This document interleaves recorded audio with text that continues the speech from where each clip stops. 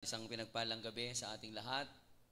Isa na namang pagkakataon na tayo ay kakatagpuin ng Panginoon sa pamamagitan ng kanyang mga salita. Welcome sa ating online evangelism na ang pinaka-nais po ng Panginoon sa atin ay makilala natin siya, tanggapin natin siya bilang Panginoon at tagapagligtas ng ating buhay, at makita natin kung ano yung pinaka-dakilang layunin ng Diyos sa buhay mo. Kaya kapatid, ngayong gabing ito ay handa mo ang iyong sarili na ikaw ay makatanggap ng kapahayagan mula sa ating Panginoon. At sa mga kapatiran natin, share and highlight your friends sa inyong mga Facebook upang sila ay mapagpala din, maabot ng salita ng Panginoon. Glory to God, and magsimula tayo sa pamamagitan ng isang panalangin, and then mamaya aawit tayo. Kapangunahan tayo ng dalawang kasama, si Brother Daryl at saka si Brother Joshua. Hallelujah, glory to God. Manalangin tayo sa Panginoon. Father in heaven, we thank you for this night, O God. Meron kaming pagkakataon upang mapalakas, upang mapagpala at maabot ng iyong mga salita. And right now, Lord, we ask you, O Lord, we invite the Holy Spirit, your presence in our lives. Sa gawain ito, Panginoon, ikaw po ang siyang kumatagpo. Nasaan man po ang mga kapatiran ngayon, nasa kanilang mga bahay, trabaho, nasa biyahe. Lord, maranasan ka nila, Panginoon. Habang inihayag ang iyong mga salitay, madama nila ang pangungusap mo, Panginoon. Ang kagaanan na dulot ng iyong mga salita. Salamat po sa buhay ng iyong mga anak. Pinupuri ka namin, O Diyos, at sinasamba sa pagkakataong ito sa oras na ito. In Jesus' mighty name we pray. Amen and amen.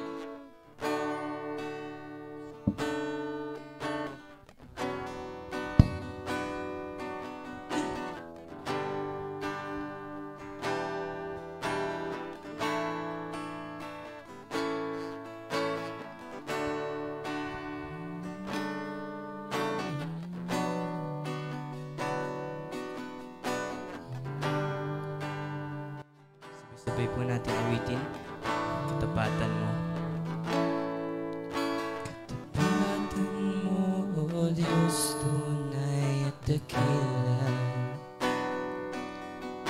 Ang pag-ibig mo ay wagas at walang kapantay.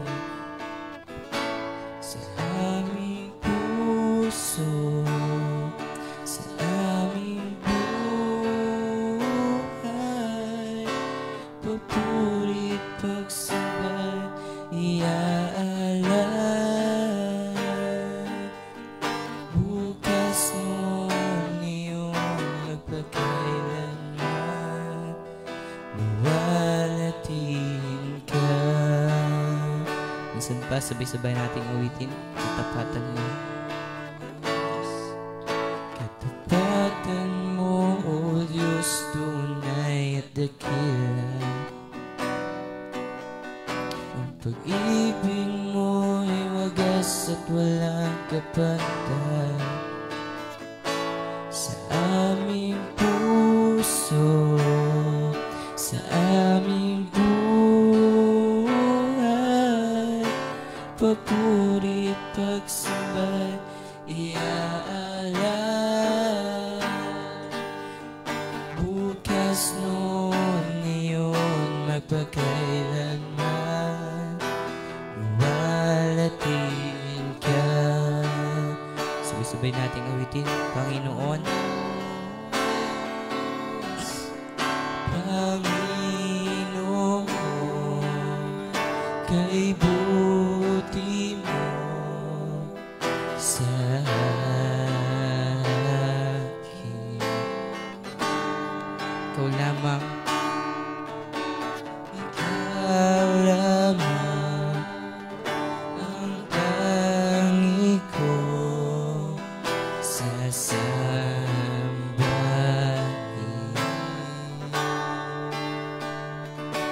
Awitan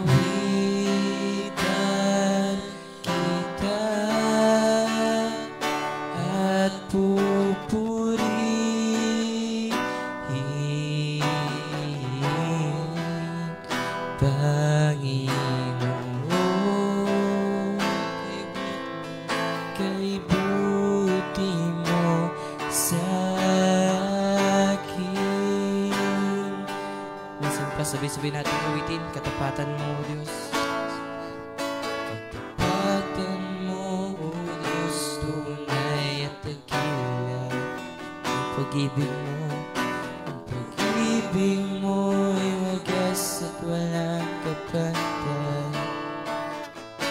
Sa aming puso, sa aming buhay,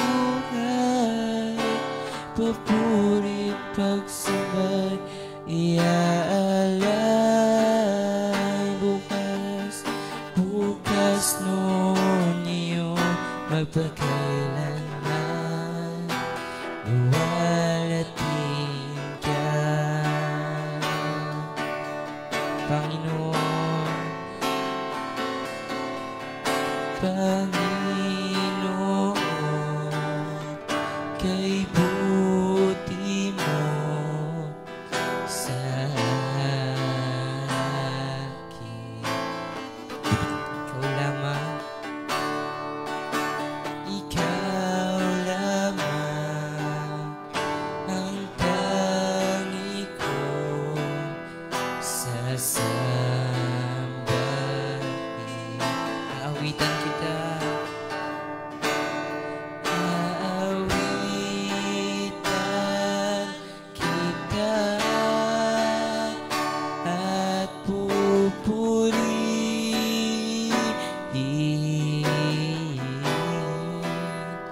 Panginoon,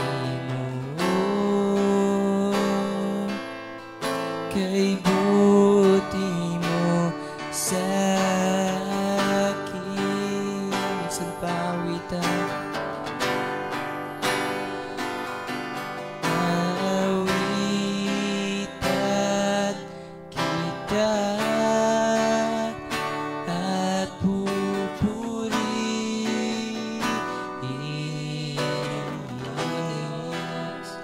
Panginoon, kay buti mo sa akin. Awitan, awitan kita, at pupurihin,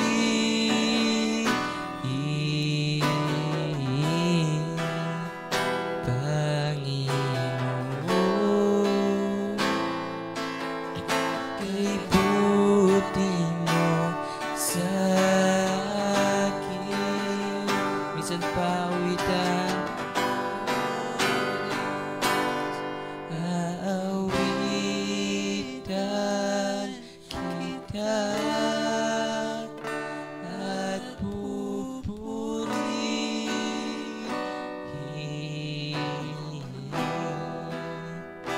Panginoon, kay buti mo sa akin. For the last time, awitan, awitan kita, at pupurihin,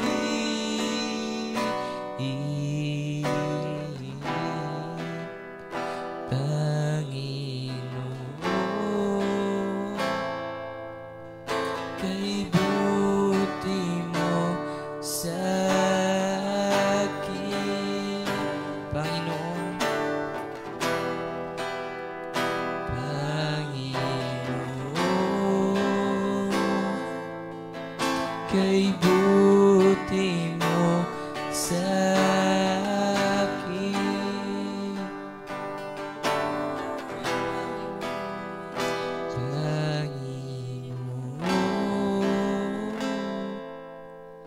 kay buti mo sa akin.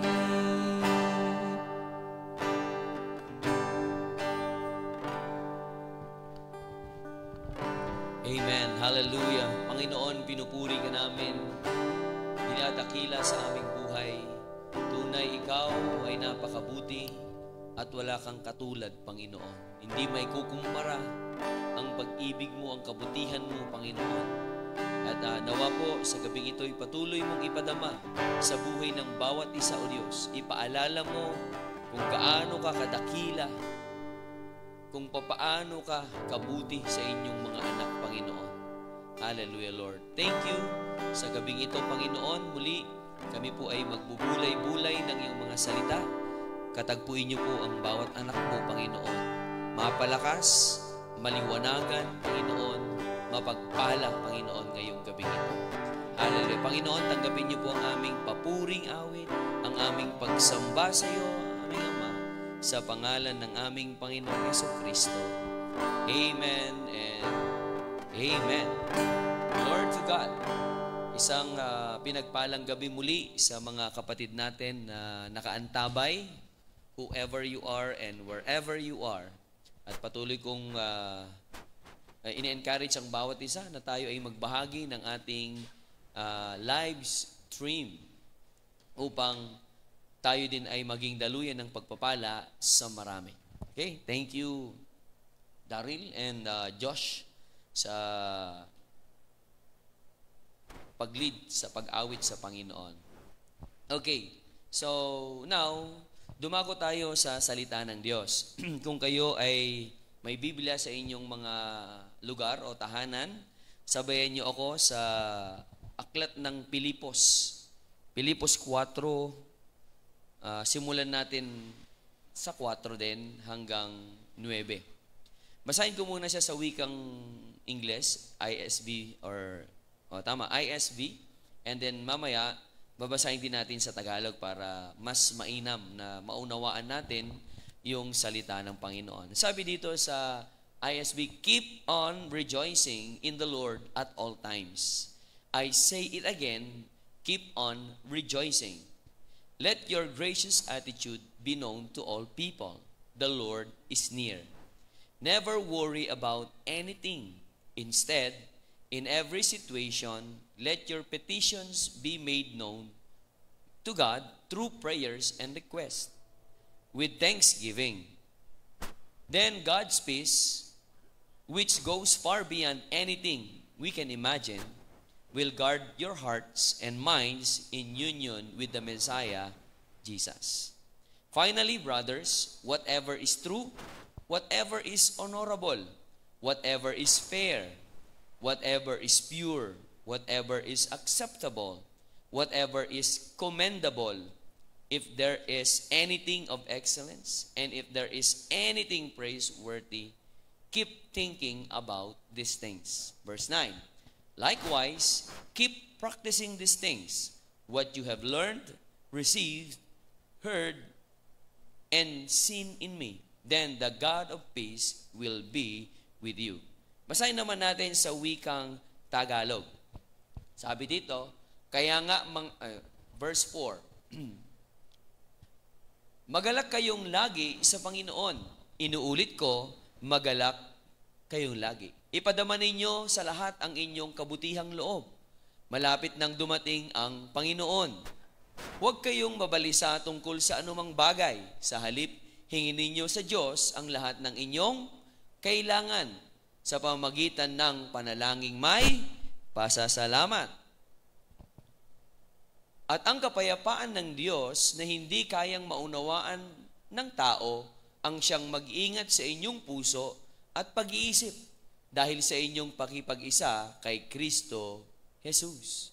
Bilang pagtatapos, mga kapatid, lagi ninyong isaisip ang mga bagay na karapat-dapat at kapuri-puri, mga bagay na totoo, marangal, matuwid, malinis, kaibig-ibig at kagalang-galang. Isagawa ninyo ang lahat ng inyong natutunan, tinanggap, narinig at nakita sa akin. Sa gayon, sa inyo ang Diyos na nagbibigay ng kapayapaan. Praise be the name of the Lord. Ang ating scripture ay sa Philippians chapter 4, verse 4 to 9. And actually, kasama din dyan yung verse 2 and 3. Now, ano bang ating pag-uusapan ngayon? Ang ating highlight ngayon ay, or yung popokusan natin ngayon, yung ating mental aspect ng buhay natin. So, ang message natin ngayon ay pinamagatang renewing the mind. Napakahalaga na ang ating mga isip ay ma-renew. Bakit? Sapagkat ang ating isip, yan ay yung ating, yun dyan dumidiretso ang lahat ng ating naririnig, nakikita, at nararanasan sa ating buhay. Whether you like it or not, magpupunta lahat yan sa isip natin. And then mamaya tatalakayin natin yung mga test na sinabi ni Apostol Pablo dito. Napakaganda na magkaroon tayo ng mental makeover. Kung ikaw ay kumilala sa Panginoong Yesus, dapat hindi na tayo katulad ng dati. Meron dapat changes, merong pagbabago, lalo na yung ating kaisipan. In the book of Psalms, sabi nga, what he thinketh in his heart, King James Version, so is he. Napakaganda na kung ang yung mga iniisip natin ay maayos, kaaya-aya, kagaya ng sinabi ng verse 8 of Philippians.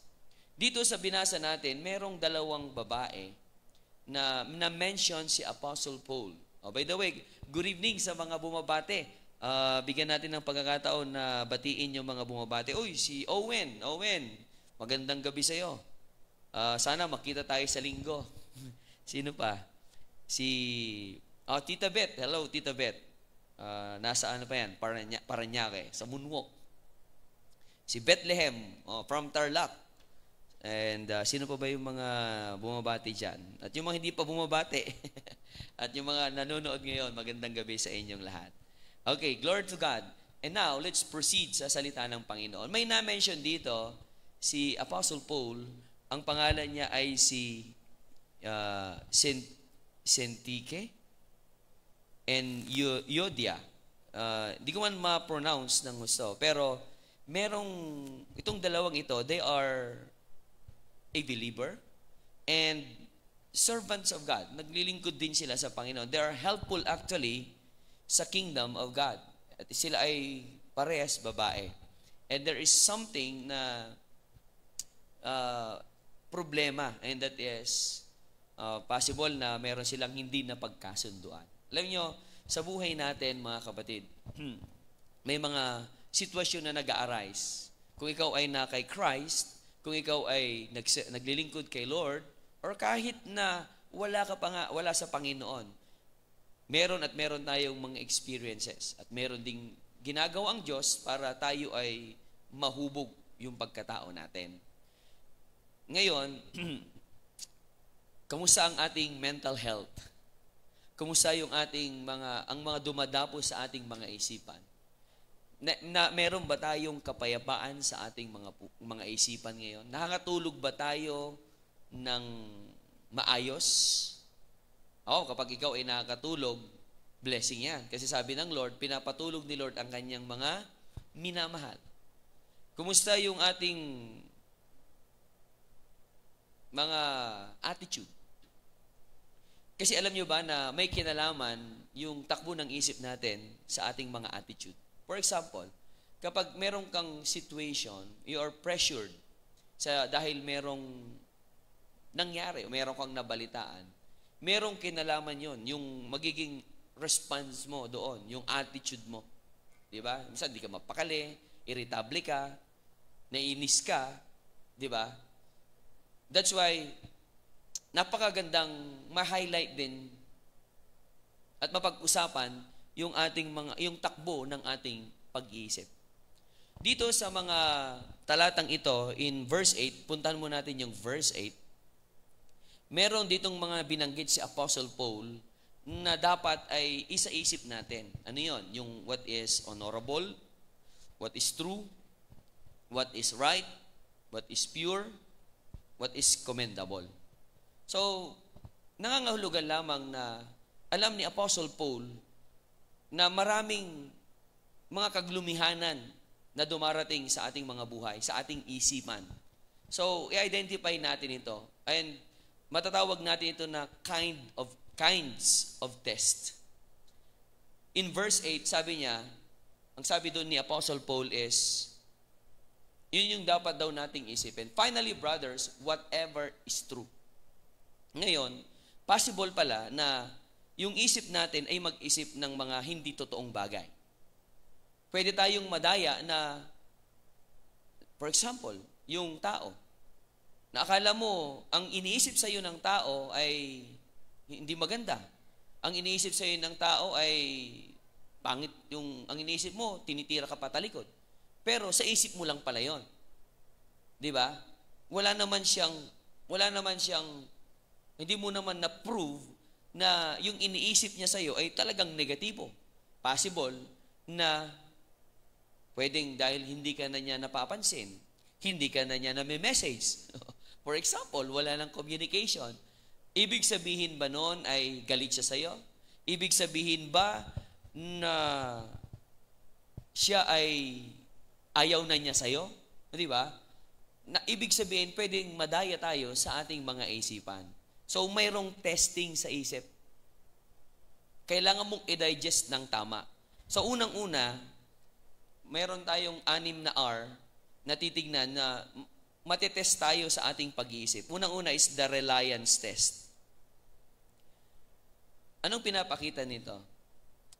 Yung takbo ba ng isip natin, tanungin natin, is it true? Yung iniisip ba natin, can you rely on it? Yung nasa isip mo ngayon, reliable ba yan? Iyan ba ay sound? Yan ba ay galing sa Panginoon? Galing sa kaaway? Or galing lamang sa sarili mong kaisipan? Alam mo, meron akong kilalang tao. One time kasi ay nakakasama ko. Alam nyo, after ng, alimbawa, yung meron siyang nakausap ng tao, kasi nakakasama ko eh. Meron siyang nakausap na tao, and then after that, after na mag-usap, ang dami niyang nasasabi sa kapwa niya. So, lahat sa kanya ay may meaning. Yung mga words na naririnig niya. Pero kung tutuusin, hindi naman katotohanan. Kaya maya-maya, inaaway na niya. Magkaaway na sila sa isip pa lang. Kaya pwede kang madaya ng iyong pag-iisip. Kaya nga, maganda, mga kapatid, tanungin natin, yung tumatakbo sa isip ko ngayon, is it true? Reliable ba yon? Yung mga nasa isip niya, totoo ba yon? Yung tumatakbo sa isip ko. O pwedeng, sabi ko nga kanina, bugso lang ng damdamin mo yon. Di ba? Kaya, napaganda na matest natin ang lahat ng tumatakbo sa isip natin. Akala mo ay negatibo kaagad ang tingin sa iyo ng tao, pero hindi pala. Maganda pala ang iniisip niya sa iyo. Yung pala ay pinagpipray ka pala. Well, yung pinagkukunan ko ng hugot dito ay yung magkaaway na si Sentiche o Sentik, hindi ko alam kung anong pronunciation niya, and then si Yodia, no? Na meron silang hindi pagkakaunawaan, nalalason yung kanilang isip, nag-aaway sila. Di ba? Nalalason yung kanilang mga pananaw, hindi sila magkasundo. Merong kanya-kanyang ipinaglalaban. That's why ingatan natin yung mga iniisip natin. Ano pa? Is it honorable? Yung iniisip natin. Sabi ko kanina, kung ano dapat yung pure, true, whatever is honorable. Okay. Salaminin natin yung sarili natin. Honorable ba ang tumatakbo sa isip mo ngayon? Is it honorable? Ayan. Anong pinapakita yun? The respect test. Minsan, nakapag-isip tayo ng hindi maganda sa ating kapwa. Nagagalit tayo na wala naman silang ginagawa sa atin. Nagtatampo tayo. Di ba? Pero tanong, ito ba ay honorable? Sa mga anak, sa inyong mga magulang, meron bang respect sa, pag nag-iisip ka para sa kanila, nandun ba yung respect? Mahalaga yun. And then ano ba? Sabi niya, whatever is right. The rightness test.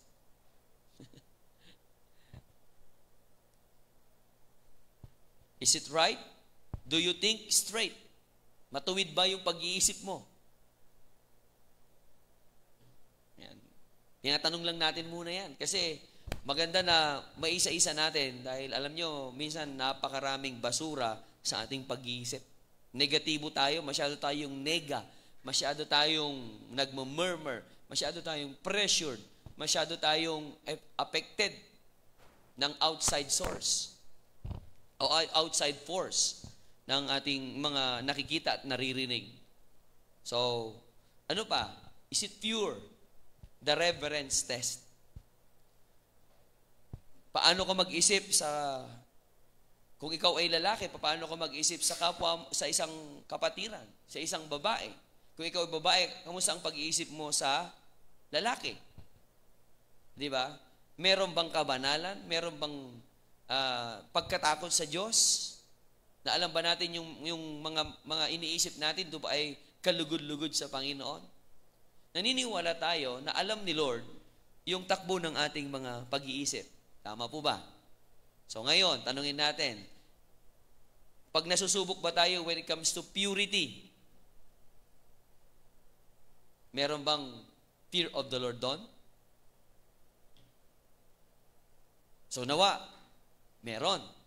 Kasi ang pag-iisip natin, sabi nga ng Romans chapter 12, verse 2, be transformed by the renewing of your mind. Kailangan mahirap kapag ang ating pag-iisip ay malaswa.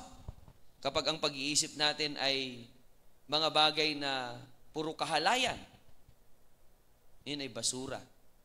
At napakadelikado niyan kapag yun yung tumatakbo lagi sa ating mga isipan. And another one is the relationship test. Anong sabi doon? Pure, lovely. Is it lovely yung ating mga pag-iisip? Does it cause you to love?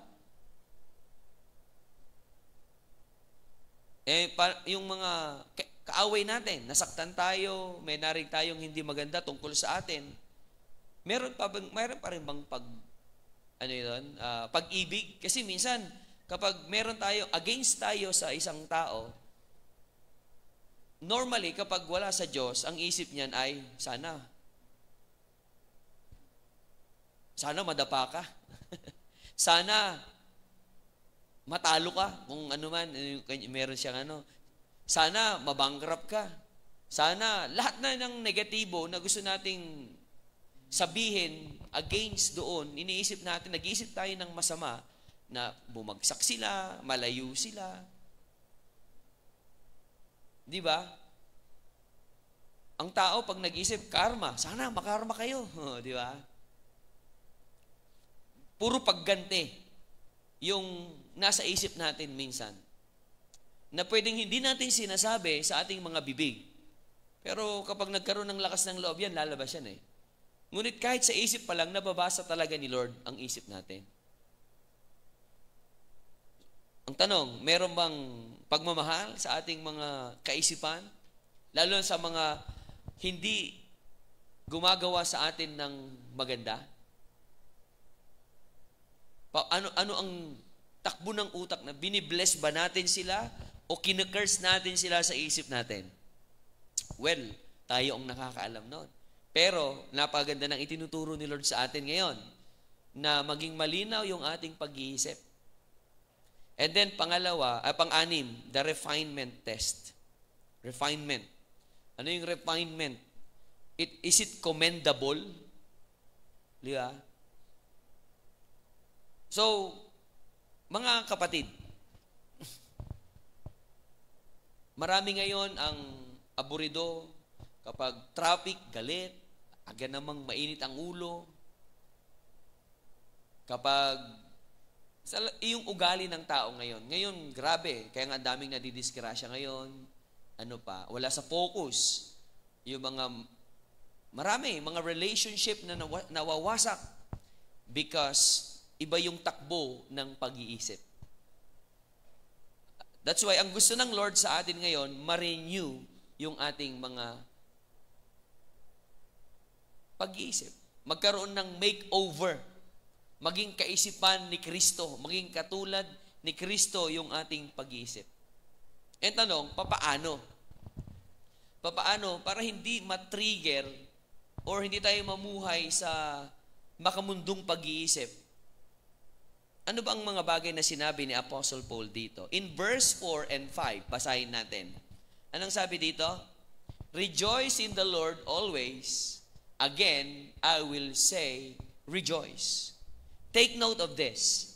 Nung sinasabi niyang rejoice or keep on rejoicing in the Lord at all times, napakita ni Apostle Paul na nung panahon kasi na sinasabi niyan, siya ay nakakulong. Siya ay nasa hardship, nasa suffering. Pero dahil nga sa kabila ng kahirapan, nagre-rejoice pa rin siya sa presence ng Lord, walang negatibong epekto yung suffering at sitwasyon na dumarating sa kanya. Kaya, positibo pa rin yung outcome.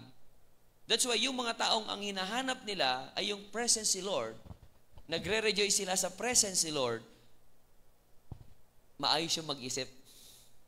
Kaya mga kapatid, number 1 na dapat nating matutunan, to be renewed, magkaroon ng mental makeover sa ating buhay, is we need to rejoice in God's presence.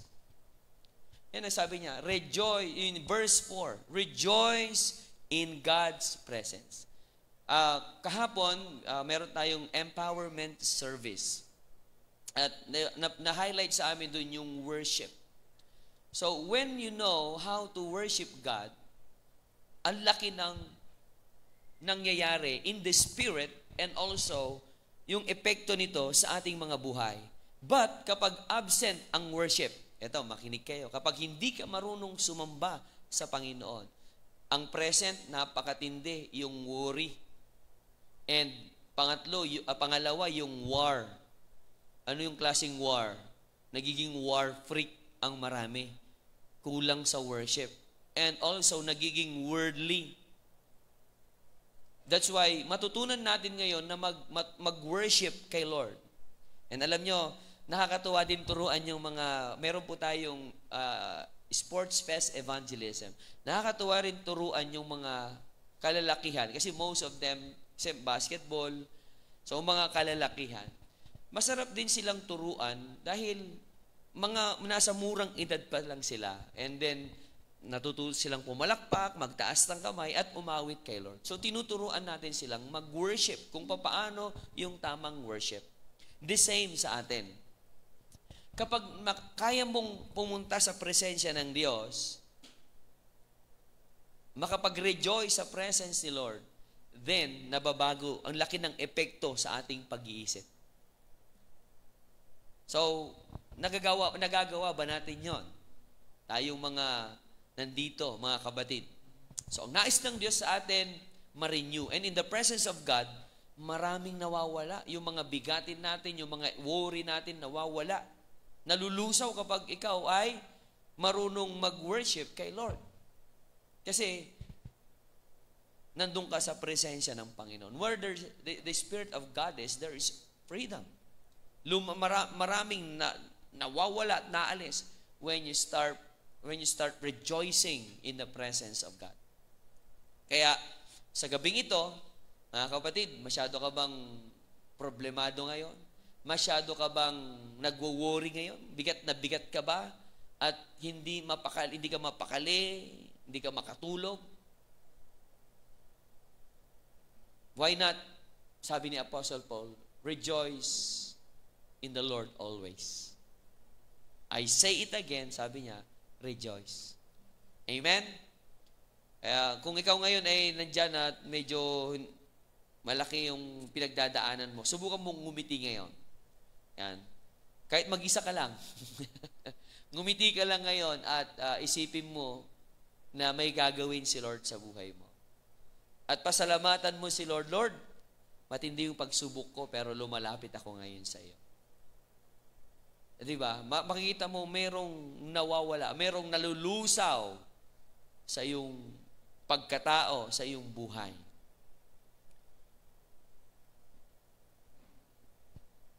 Ang maganda dito, when we are in God's presence, mayroong kapayapaan na dumarating.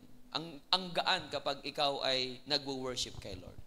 And mayroon tayong patotoo, testimony, na yung mga first-timer, meron tayong first-timer, glory to God, sa church ngayon, maraming mga first-timer na umaattend. And sa kanilang pagpunta sa church, meron silang na-experience yung kagaanan, yung presensya ng Diyos. And nabasa ko nga lang nung sa GC, sa Connectors Ministry, meron doon, sabi niya, ang sarap palang magsimba sa inyo. Ang sarap palang mag-church, sabi niya. First timer, ha? Kaya sabi niya, sa Sunday, babalik ulit sila daw. Alam mo bakit? Because of the presence of God. Napakaraming kagulumihanan sa mundong ito. Take note, hindi lang isa lang yon. Maraming mga tao, they testify that when they enter God's presence, go to church and worship with us, tinataas natin ang Panginoong Jesucristo, nadadama nila ang kagaanan. Nadadama nila yung pagkilos ng Diyos. Kaya mga kapatid, merong nababago sa ating pag-iisip kapag natutunan nating mag-rejoice sa presensya ni Lord. Magalak ka lang sa mga nagaganap dahil walang mga pagsubok na hindi inalaw ng Panginoon. Kailangan mong pagdaanan para makita mo kung ano ang kayang gawin ng Diyos sa iyong buhay. Mga kapatid, gusto ni Lord maging positibo ang iyong pag-iisip. At pumunta ka sa positibo, sa presensya ni Lord. And then pangalawa is and bago ako pumunta doon, tandaan nyo, no matter where you are, how lonely the night, parang yung atmosphere ng buhay mo napakalungkot, how dark the road, yung dinadaanan mong tinatahak, how big the problem na tinatahak mo, always remember, the Lord Jesus Christ, kasama natin. Kaya naman, rejoice in God's presence. And then pangalawa, in verse 6, it says, never worry about anything. Instead, in every situation, let your petitions be made known to God through prayers and requests with thanksgiving. So, yung unang-una doon, sabi niya, in every situation, let your petition be made known to God. So, anong pinapakita dito? Rely in God's power. Kasi yung mga yung sitwasyon, di ba, nagiging negatibo tayo Kaya pressured tayo, hindi na tayo makapag-isip ng mabuti. So, anong mangyayari sa atin? Irritable tayo, pati pusa, pati yung mga alaga nating hayop na apektuhan, yung mga kasama natin sa bahay, dahil nakasimangot tayo, wala nang nangyayari sa atin. So, napakaganda na matutunan natin na kapag tayo ay tinotorment sa ating isipan, dahil meron tayong sitwasyon, meron tayong need, meron tayong matinding pangangailangan at pagsubok. Alam niyo, kapag natuto tayong mag-rely sa kapangyarihan ng Lord. Kasi, minsan, ang hinahanap lang naman ni Lord sa atin, yung ating paglapit Yung desisyon na humingi tayo ng tulong sa Kanya. Di ba? Huwag tayong mag-worry, but instead, sabi doon, pray. So, the cure for worry is prayer. Prayer to God, na laging nandyan para sa atin. It is a prayer of faith that is placed, na kung saan ipapakita ni Lord ang Kanyang kapangyarihan, ang Kanyang provision, ang Kanyang pagkilos sa ating mga anak niya, di ba? So again, rely in God's power. Walang imposible sa Panginoon. Kayang-kaya niyang katagpuin ang bawat isa sa atin. Si Apostle Paul, marami siyang karanasan. Nakakulong siya, ginapos siya, pinahirapan siya, pero nag-worship lang sila kay Lord. Alam nyo, nayanig yung nayanig. At alam ko, sinare yan nung nakaraan. Yung jailer, na pati family nila ay nakakilala. Kasi bakit? Nung nag-worship sila Paul, nayanig, yung kapangyarihan ng Diyos kumilos. And then, what happened? Nakalaya sila. And then, nakakilala pati yung jailer. So, may magagawa ang Diyos sa buhay natin. That's why nagiging negatibo tayo masyado. Napupuno tayo ng worry. Kasi akala natin, uy, katapusan na. Pakiramdam natin, walang solusyon. Pero, manalangin ka lang pala, then makikita mo yung pagkilos ng Diyos sa iyong buhay. Kaya, mga kapatid, manalangin tayo sa Lord. May powerful ang prayer. Napaka-powerful niyan. Wala pang binigo ang Diyos sa mga taong nanalangin at lumapit sa Kanya. So when it comes to prayer, of course, may mga sagot si Lord na napakabilis. Meron din namang sagot si Lord na kailangan mo munang magantay. Meron din namang sagot si Lord na, anak, mas the best yung plano ko. Di ba? Kaya nga, ang gusto ng Lord sa atin, para maiwasan natin yung pag-iisip ng negatibo at ma-pressured sa buhay na ito, maalipin ng yung lagi kang naiinis, naiirita, manalangin ka na lang. Kaya why worry kung kaya mo namang manalangin? Why worry kung may Diyos naman na handang kumilos at kumatagpo sa buhay natin?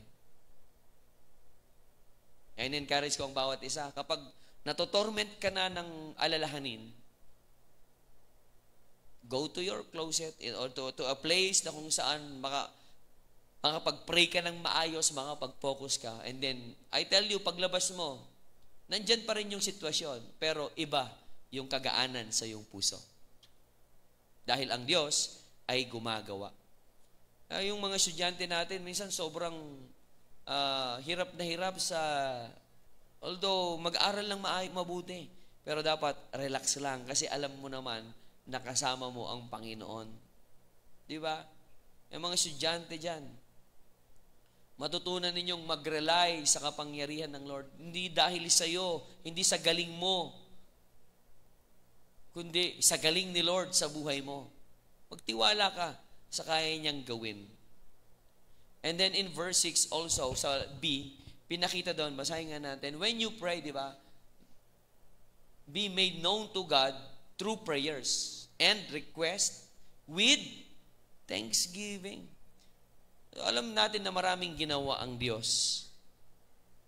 All throughout sa Biblia and then sa mga tao. Napakarami tayong mga kabatiran na they could testify kung papaano kumilos ang Diyos at mag-provide si Lord sa kanilang buhay. Kasi kadalasan na nagtotorment sa isip ng marami ngayon, alam nyo ba? Naagaw yung kanilang peace, it is because of need. So, nabanggit dyan yung thanksgiving. Nananalangin ka ng may pasasalamat. So, pangatlong bagay na dapat nating matutunan is reflect on God's provision. Reflect on God's provision. Na hindi ka pinabayaan noon ni Lord, until now, hindi ka pababayaan ng Lord. Tapat siya sa kanyang pangako na kapag ask whatever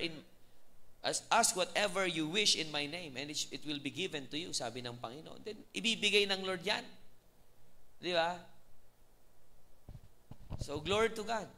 Kasi, si Lord, nagpo-provide siya in all aspect of our lives. Mentally, emotionally, physically, financially. Naniniwala ko kaya tayo nabubuhay pa ngayon, it is because God provided for us. Sa lahat ng ating pangangailangan. Kaya naman, kung hindi ka pinabayaan noon ni Lord, huwag kang mag-worry ngayon. Kung kinatagpo ka noon ni Lord, kakatagpuin ka rin ni Lord ngayon. Di ba? So, mga anak ng Lord, mga nandito, mga kapatiran, hayaan mong si Lord ang mahayag sa iyong buhay. Magpasalamat tayo sa mga ginawa ni Lord noon. Isang natutunan ko ay yung laging mapagpasalamat. Kasi alam nyo, kapag hindi ka marunong magpasalamat, ungrateful people are unhappy people. Yung mga taong hindi marunong mag-reflect sa ginawa ni Lord sa kanila nung nakaraan, they are ungrateful. Sila din yung hindi masasayang mga tao. Alam nyo, napakagandang maging attitude po natin, mga kapatid, na lagi nating balikan. Hindi yung mag-dwell ka sa past, kundi balikan mo yung kabutihan ni Lord. Kaya nga may thanksgiving na tinatawag Marunong kang magpasalamat sa Panginoon. Ako, todo-todo ang aking pagpapasalamat. Alam niyo po kung bakit? Because nadagdagan na naman ako ng taon.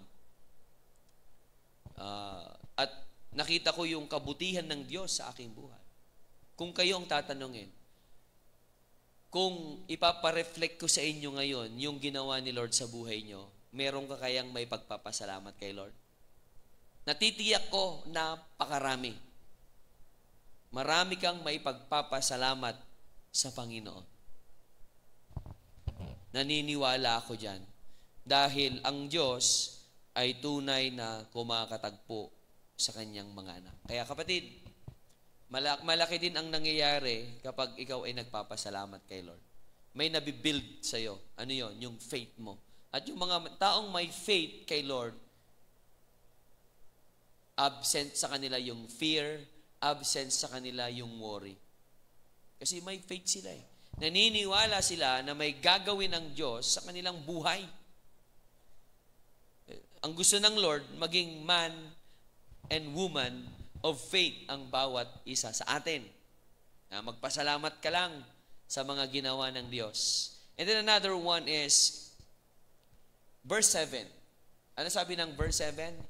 Ang naka-highlight dito, yung peace. Then God's peace, which goes far beyond anything we can imagine, will guard your hearts and minds in union with the Messiah Jesus. So, alam niyo, kapag natutunan mong manalangin, maging grateful sa lahat ng bagay, makakapag-rest ka sa peace ni Lord. So, rest in God's peace. Mamahinga ka sa kapayapaan na nagmumula kay Lord. Kasi ang mundo, walang may bibigay yan na kapayapaan Minsan, temporal lang na kasiyahan. Pero kung kapayapaan ang pag-uusapan, si Lord ang magbibigay sa atin yan ng kapayapaan. So, biruin mo ang tindi ng itinuro ni Lord sa mga disciple niya.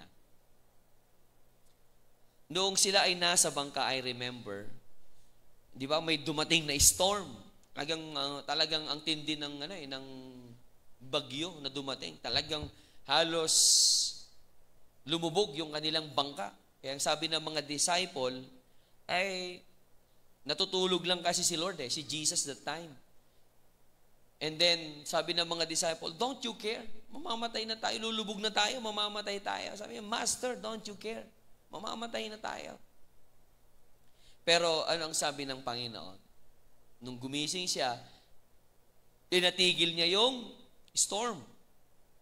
Pinatigil niya yung bangka. Yung storm, bagyo. And then, anong nangyari? Sabi pa niya, dinugtong, ang tagal na nating magkakasama, sabi niya. Hanggang ngayon ba, wala pa rin kayong pananampalataya? So gusto ni Lord, mag-rest ka sa peace ni Lord. Paano? By faith, live by faith. Na hindi ka iiwan ni pababayaan ni Lord. So, may test talaga ang Lord sa kanyang mga anak. Kung sinusubok ka when it comes to need, sa mga pangangailangan mo, mga basic needs mo, magtiwala ka that God will provide. Believe na siya ay gagawa ng matindi sa iyong buhay. Mag-rest ka dun.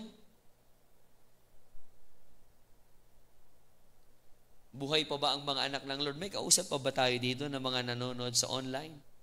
Buhay pa ba kayo dyan? Mag-amen naman kayo dyan kung buhay pa kayo. Di ba? So, ang sarap sa manirahan sa kapayapaan na nagmumula kay Lord. Ito yung masarap ang tulog mo, kahit na maiksi lang yung tulog mo, pero ang feeling mo, ang lakas-lakas mo pagkagising mo.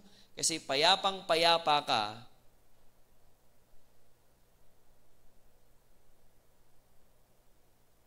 sa presensya ng Diyos dahil nasa iyo yung kapayapaan na yun. Alam nyo, isang paalala ko lang din kasi I've been praying for many people na meron silang mga anxiety at meron silang mga, yung hindi makatulog. Alam nyo, na-reveal talaga sa akin ito. And one time, na-discuss din namin ito ng some of the pastors. At gusto nilang magpa-seminar ng about, tawag dito, yung mental health, how to counsel people. Napakagandang mga, mga adhikain, no? Para matulungan ang mga kapatiran na maging maayos yung kanilang buhay at the same time, mental health. Pero, alam niyo mga kapatid, isang bagay na nag-reveal sa akin is Deuteronomy chapter 28, verse 28. Tagal kong hinahanap kasi ang dami ko pong pinag-pray na kahit na parang walang talab yung prayer. So sabi ko sa Lord, Lord, bakit ganon? Siyempre, hindi na masamang magtanong sa Lord. So nagtanong ako, Lord, bakit maraming mga tao na sharean sila ng Word of God, na ipagpipray over sila, nililay hands pa nga sila,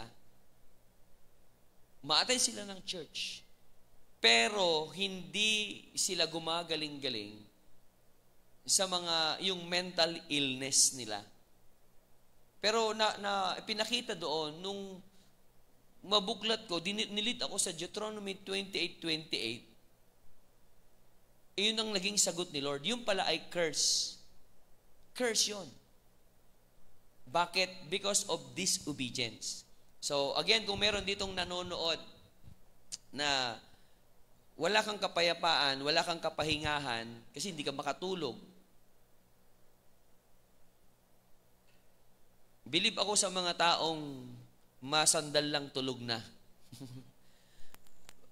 Matindi yun. Di ba? Yung iba nga, nakaupo lang, tulog na eh.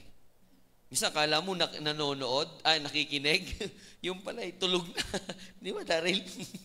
Nakakabilib yung mga taong ganon. Talagang akala mo nag-amen, nagtumatango, yung pala tulog na, humihilik na. So, nakakabilib yung mga taong gano'n. Pero maraming mga tao na kahit anong gawin nila, ikot sila ng ikot sa kanilang kama, hindi sila makatulog. Kung saan-saan sila dinadala ng kanilang pag-iisip. Iba kasi yung excited ka na mag-isip eh. Yung nagpaplano ka, gano'n. Pero iba yung hindi ka talaga makatulog. Alam mo na hindi na yun galing sa Panginoon. Kasi sabi nga ng Biblia, pinapatulog ni Lord ang kanyang minamahal. So dapat mahaba ang tulog, na-enjoy mo yung tulog kapag ikaw ay minamahal ni Lord. So iba't iba ang cause. Pero let's consider Deuteronomy 28:28. Anong sabi ng Deuteronomy 28:28? Sabi niya, the Lord will afflict you with insanity, blindness, and mental confusion. Hindi mawala sa akin yung verse na yan kasi tinanong ko si Lord dyan kung bakit, as a minister of the Lord, ayaw natin na yung mga kapatiran natin nagsasuffer sa anxiety at yung mahirap matulog.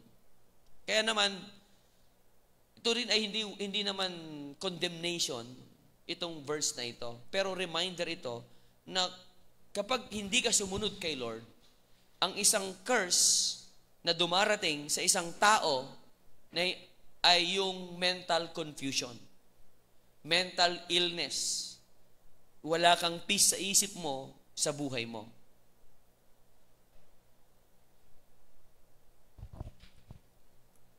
So, that's why you need to consider that, am I obeying God's instruction? Kasi kung wala kang obedience, lalo kapag anak ka niya, iba yung dealing ni Lord sa kanyang mga anak. Ay, hindi ka papatulugin ni Lord kasi gusto niya na iayos mo ang iyong sarili, iayos mo ang iyong buhay. Ganon ang dealing ni Lord sa kanyang mga anak. That's why, matutunan natin na sumunod sa Panginoon. Di ba? Ewan ko itong dalawang ito na nasa Philippians, na dalawang babae na merong pagkakagalit. Ewan ko kung nakakatulog sila, na may samaan ng loob sila sa isa't isa, tapos mapayapa pa rin ang tulog. Ako, sobrang bilib na ako doon na may kaaway ka, na hindi pa kayo nagkakaayos, hindi ka pa nagpapatawad, tapos nakakatulog ka ng mahimbing.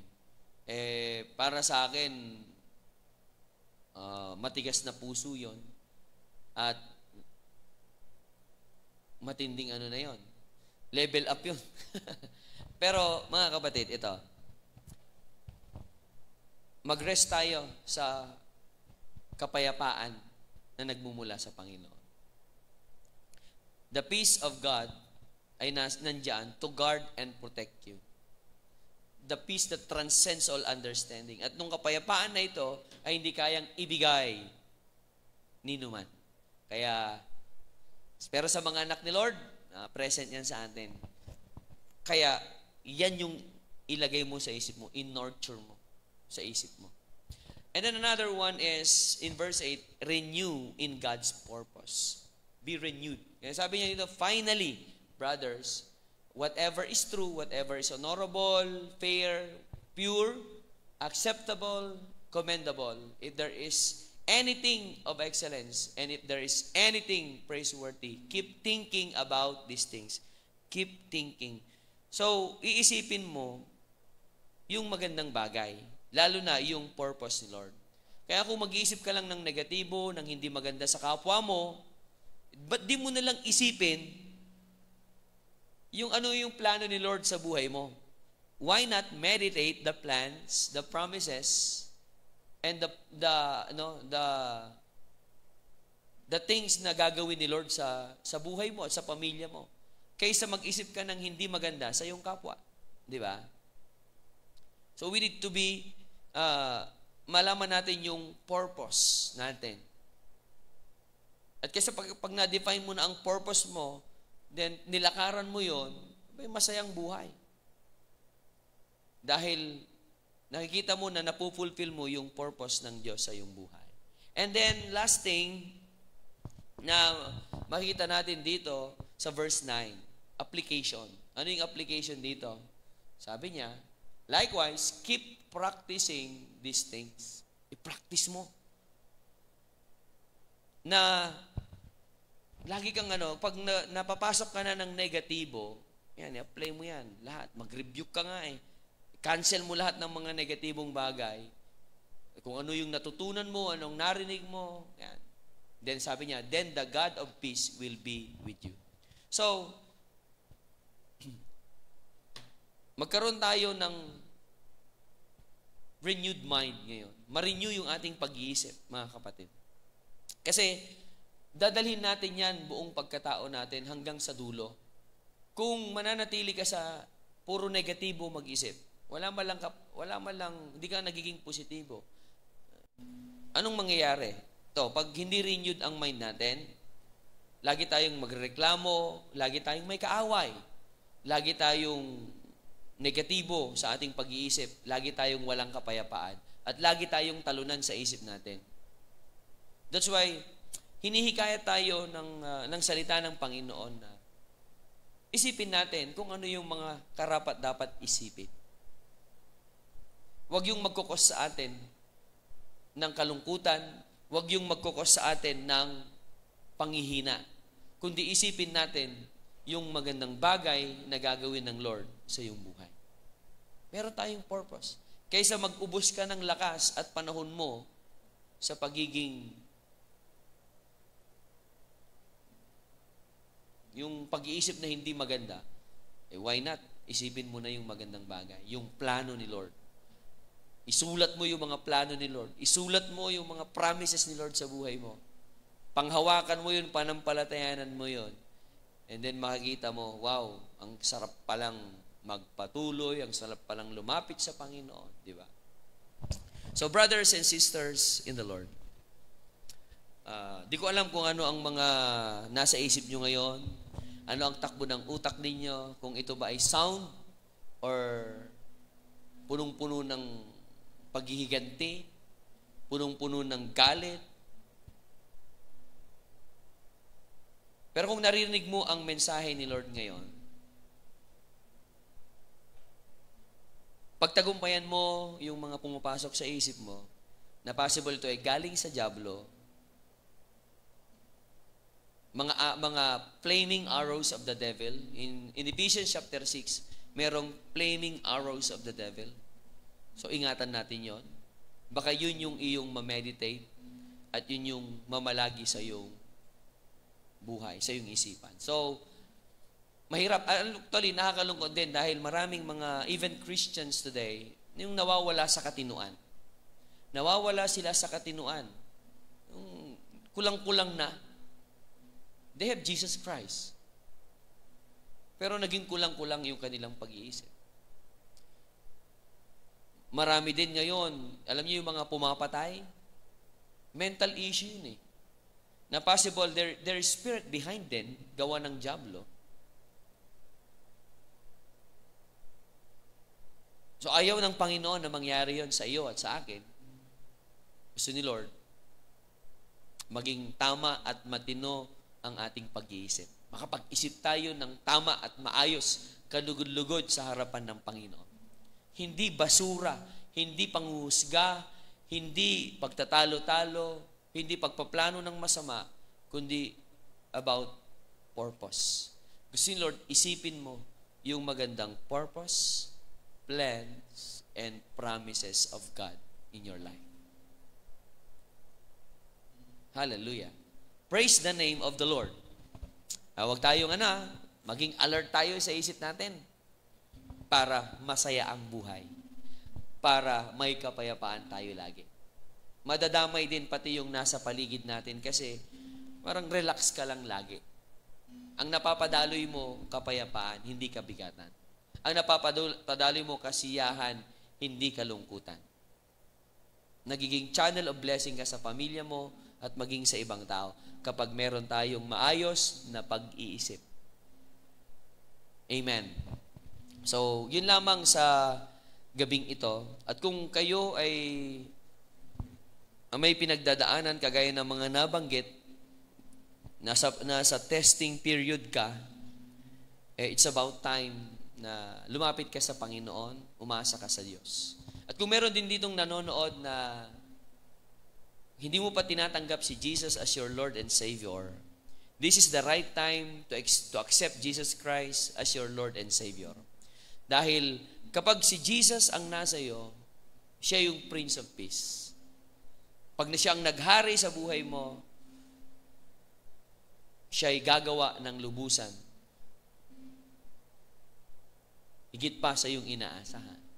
At kung meron dito, backslider, malayo ka sa Panginoon, namumuhay ka sa kasalanan, repent. Bumalik ka sa Diyos before it's too late. Kailangan mo nang manumbalik sa Panginoon dahil ang Diyos, merong siyang paggalaw sa lahat. Tatawagin na niya ang kanyang mga anak. Iniipon na niya yung kanyang lahat ng kanyang mga pinili, yung kanyang mga anak. At kapag naipon na niya yon, doon na magaganap yung mga propesiya ng Biblia. Propesiya na magaganap na. So, wag nang magpatumpik-tumpik pa. Lumapit na ng lubusan sa Panginoon. At sa mga naglilingkod sa Lord, ingatan ng pag-iisip. Ang mga Kristiyano na, ingatan mo ang pag-iisip mo. Enjoy your journey. Think about such things as true, pure, honorable, commendable, lovely. Whatever is lovely, think about such things. Amen? Hallelujah. Glory to God. Purihin ang Panginoon sa kanyang mga salita ngayong gabing ito. Manalangin tayo sa Panginoon. Father in heaven, we thank you for your word this night, reminding us the importance of renewing our mind. Lord, ipalis niyo po ang pag-iisip namin. Teach us to focus our thoughts anew on your words, O God. Alisin niyo po lahat ng mga basura. Alisin niyo po lahat ng kawalan ng pananampalataya, mga fear, mga murmuring, O God, mga negatibong bagay. Lord, alisin niyo po ito sa buhay ng bawat isa. Alisin niyo po yung makasalibutang pag-iisip, makalaman na pag-iisip, judgmental na pag-iisip. Yes, Lord, bunutin niyo po lahat. Lahat ng mga basura na inilagay ng dyablo sa isip ng bawat nandito ngayon, Panginoon. At punuin niyo po ng iyong mga salita. Thank you for everything.